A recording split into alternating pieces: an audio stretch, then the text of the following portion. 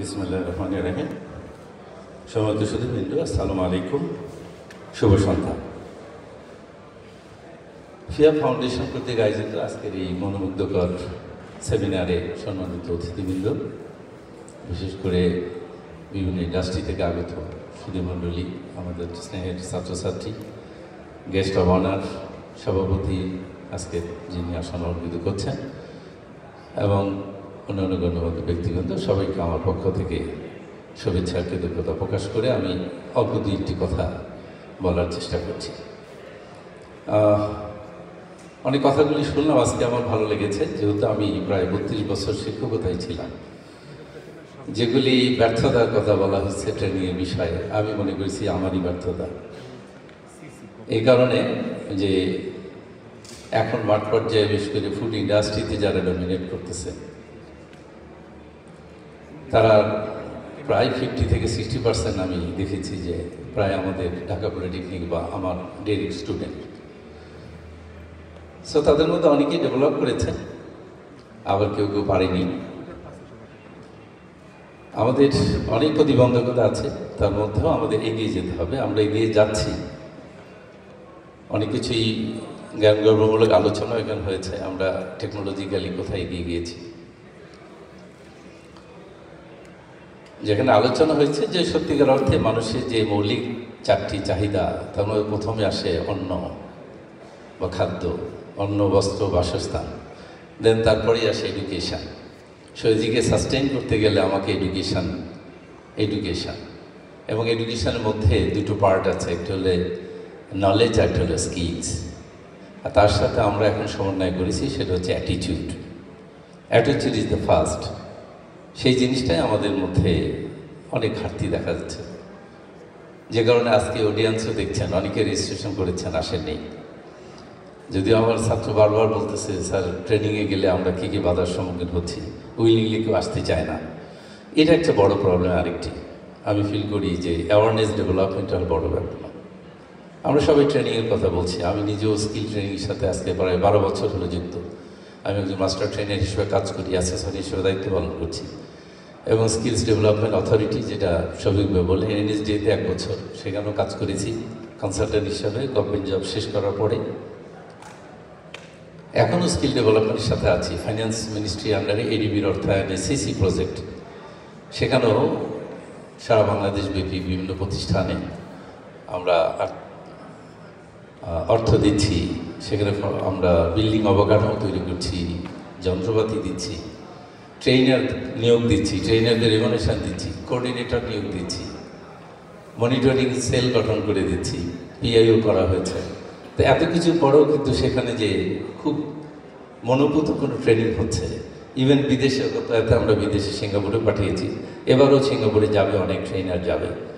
অনলাইনে তাদের ট্রেনিং দিচ্ছি।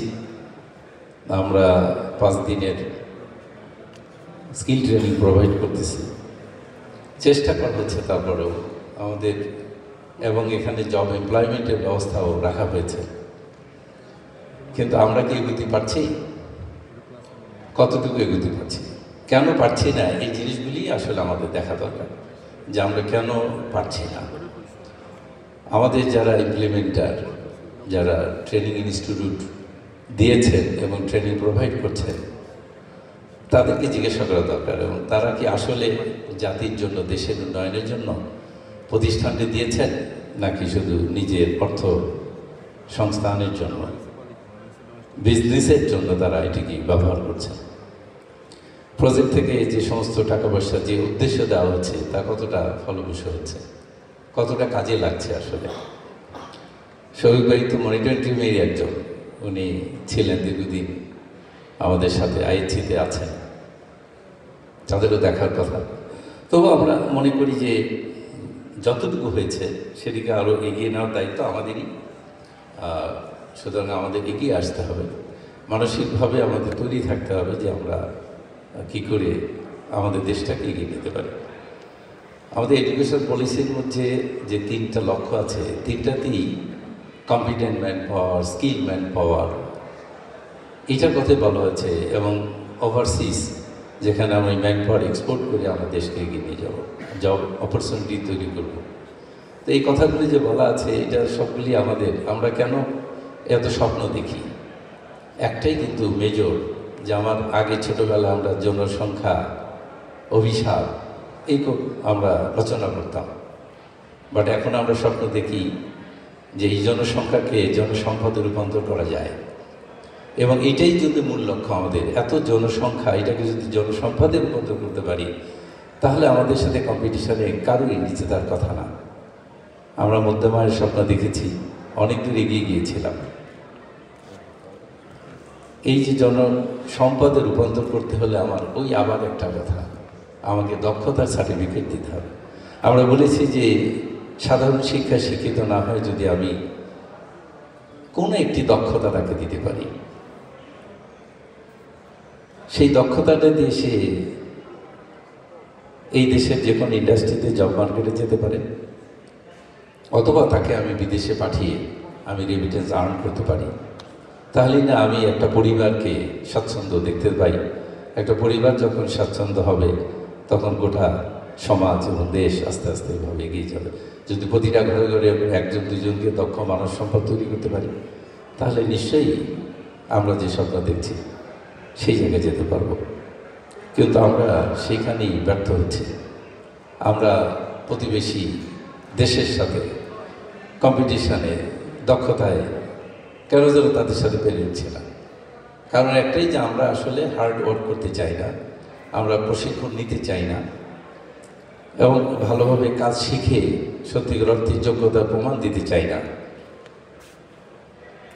কারণ সেটা আমরা হারে হারে টের পাচ্ছি। আমাদের বিটিবি বলেন, এনএসডিএ বলেন, এখন স্কিলের যে সমস্ত অ্যাসেসমেন্ট হচ্ছে সেখানে যখন যাই তখন দেখি আমরা খালি সার্টিফিকেটটা নিতে চাই, কিন্তু মূল জায়গা যেটা আমাকে কাজ শিখতে হবে, ওই দক্ষতার যে সার্টিফিকেট তার মূল্যায়ন যদি হয়। আমরা স্বপ্ন দেখেছিলাম বিএনপিএফ হয়েছে, বাস্তবায়নের আমরা কত দূর অগ্রগতি দেখেছি।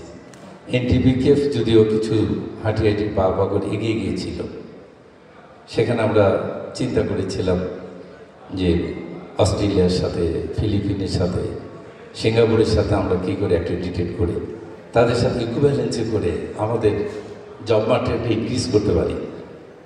আমার এখানে লেভেল 1 যে ছেলেটা করবে সে অবশ্যই সিঙ্গাপুরের লেভেল 1-এর সমতুল্য হবে, অথবা অস্ট্রেলিয়ার লেভেল 1-এর সমতুল্য হবে। তবেই তো সে জব মার্কেটে কম্পিট করতে পারবে এবং অন্য দেশের সাথে কম্পিটিশানে সে জিততে পারবে বা এগিয়ে যেতে পারবে এবং সেই পরিমাণ অর্থ উপার্জন করতে পারবে। তা আমাদের কথাগুলি সব জায়গায় এসছে খুব সুন্দর সুন্দর। আমরা ফুডের সেক্টর, যেহেতু ফুড সেফটি অথরিটি তৈরি হয়েছে, আমরা খুব আশাবাদী ছিলাম, কিন্তু এখানেও আমরা তার খুব অগ্রগতি যে হয়েছে তা কিন্তু আমরা দেখতে পাচ্ছি না। আমি নিজেও অনেকবার গিয়েছি সেখানে, আমাদের এগ্রিকালচার ইউনিভার্সিটির স্যার ছিলেন একজন। সেখানে আমরা বলেছিলাম যে আপনাদের যে টিম যাচ্ছে মনিটরিং টিমে, এবং আপনারা যে নিয়োগ দিলেন, নিয়োগ বিধিতে সবগুলি বিএসসি ইঞ্জিনিয়ারে নেওয়া, মাঠ পর্যায়ের লোক কোথায়, আপনার স্যাম্পল কালেক্টর কোথায়, এটাকে অ্যানালাইসিস করবে সেই লোকটা কোথায়, ডিপ্লোমা ইঞ্জিনিয়ারিং মিড লেভেল ইঞ্জিনিয়ারকে আমরা বলেছি এখানে নিয়োগ দেওয়ার জন্য, আজ থেকে পর্যন্ত সেখানে নিয়োগ বিধি সংশোধন হয় নাই এবং সেই নিয়োগটা আলোর মুখ দেখেনি। আমরা যদি শুধু ওরকমই চিন্তা করি তাহলে তো সব জায়গায় আমরাই মার খাবো এই কারণে। কারণ সেখানে গেলে টেকনিক্যাল লোকটা তো মেইন কাজটা করবে, যে অনুসন্ধানটা করবে, সে তো টেকনিক্যাল ম্যান পাওয়ারটা লাগবে। সেই টেকনিক্যাল ম্যান পাওয়ারটা আমি সেই টিমে সেই জায়গায় আমরা খুব একটা দেখতে পাইনি। সুতরাং ওই এনএসডিএ এবং ফুড সেফটি অথরিটি আমি মনে করি শুধু একটা বডি তৈরি হয়েছে, সেই বইটির কার্যকারিতা মাঠ পর্যায়ে এখনও পৌঁছেনি, তার কলেবর সেরকম তৈরি হয়নি। সেই পর্যায়ে মানে প্রান্তিক জনগোষ্ঠী যেখানে আমরা সুবিধা পাওয়ার কথা সেই জায়গায় আমরা যাইনি। সেই অ্যাপেক্স বডির মতো কাজ করছে না এবং আমাদের দৃষ্টিতে তাই মনে হচ্ছে। সুতরাং এটাকে কীভাবে কার্যক্রম করা যায়, নিয়ে আসা যায় সবাইকে একসাথে, তাহলে আমরা এগিয়ে নিয়ে যাব, দেশকে এগিয়ে নিতে পারবো, আমাদের জনসংখ্যাকে জনশক্তিতে রূপান্তর করতে পারবো এবং আলটিমেটলি আমরা ইন্ডাস্ট্রিকে এগিয়ে নিতে পারবো। ইন্ডাস্ট্রি খুব দ্রুত রেস করছে, দ্রুত টেকনোলজি চেঞ্জ হচ্ছে, সেই তুলনায় আমরা ইনস্টিটিউটগুলি এগিয়ে যেতে পারছি না। সেখানেও পলিসির অনেক অভাব। শিক্ষকের বারবার বলা হচ্ছে শিক্ষক কিছু জানে না, বা শিক্ষকদেরকে সেই ট্রেনিংটা দেওয়া হয়েছে, শিক্ষকরা সেই টেকনোলজির সাথে কি অ্যাডাপ্টেড হয়েছে, শিক্ষক কি যথার্থ পরিমাণ আছে, কত পার্সেন্ট শিক্ষক আছে, বা টেকনিক্যাল ইনস্টিটিউটগুলি 40% শিক্ষক এখন পর্যন্ত নাই। আমি শিক্ষক সংগঠনের নেতৃত্ব দিয়েছি, আন্দোলন সংগ্রাম করে দ্বিতীয় শিফটে থেকে কিছু অর্জন হয়েছে, আমাদের পদ পদবি প্রায় 13,000 পোস্ট তৈরি হয়েছে, একটা নিয়োগ হয়েছে, এখন পর্যন্ত আর কোনো নিয়োগ নাই। তো শিক্ষক না থাকলে পড়াবেন কে? পড়াচ্ছেন পার্ট টাইম কিছু ছেলেমেলে দিয়ে, যারা 1-2 বছর আগে পাশ করেছে তারা এসে পড়াচ্ছে। তো কি পড়াবে? সে নিজেই তো ভালো কিছু জানে না। সৌভিজ্ঞ শিক্ষক দরকার। আমরা সিঙ্গাপুরে দেখেছি যে ইন্ডাস্ট্রিতে নতুন টেকনোলজি, নতুন ইনস্ট্রুমেন্ট বা মেশিনারিজ আসলে তার একটি মেশিনারি নানিয়ান পলিটেকনিকে, যেখানে আমরা ট্রেনিং করলাম, দিয়ে দেওয়া হয়। সেখানে 10টা ছেলেকে প্রোভাইড করা হয় ফাইনাল ইয়ারে, যে এই মেশিনকে রান করাবে এই ছেলেপেলেগুলি। এই 10টা ছেলে হবে এই মেশিনের উপর এক্সপার্ট, এবং এই মেশিনের এক্সপার্টের 6 মাস পরে তাদের যখন কোর্স শেষ হবে তখন তারা ইন্ডাস্ট্রিতে ওই মেশিন অপারেশনের জন্য তারা চলে যাবে। তাদের জব আগে থেকে ক্রিয়েশন করা থাকে, তারা রেডি থাকে যে হ্যাঁ ওইখানে তার জব হবে, এবং সেই মেশিনটা দিয়ে ক্রমান্বয়ে ছাত্রছাত্রীরা সেখানে শিখতে থাকে।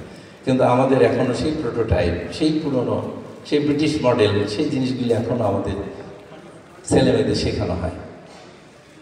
কারণ একই দৌরাত্মের মধ্যে সরকারি প্রতিষ্ঠানগুলি আছে, যন্ত্রপাতি যথেষ্ট মডার্নাইজেশনের অভাব রয়ে গেছে। কাজে আমরা কথা বলছি, বলার মধ্যে যেন সীমাবদ্ধ না থাকে। আমরা চাই যে এখানে ফিয়াফ যে কাজগুলি করছে সেটা আরও একটু কলেবর বৃদ্ধি পাক, এবং আমরা সবাই একসাথে কাজ করি, কাঁধে কাঁধ মিলি। আর আমাকে এখানে বক্তব্য দেওয়ার সুযোগ দেওয়ার জন্য অবশ্যই ফিয়া ফাউন্ডেশনকে ধন্যবাদ জানিয়ে আমি আমার বক্তব্য শেষ করছি।